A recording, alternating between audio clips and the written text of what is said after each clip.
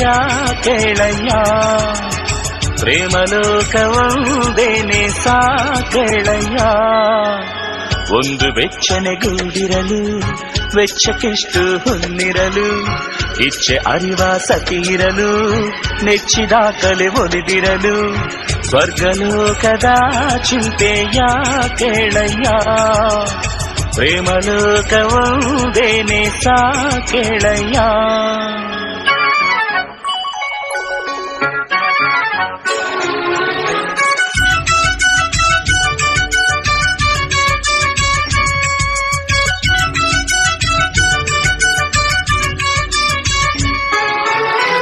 ಸುಂದರ ಈ ಲೋಕ ನೀವಿರಲು ಸುಂದರ ಈ ಹಾಡು ನೀವಿರಲು ಸುಂದರ ಈ ಪ್ರೀತಿ ನೀವಿರಲು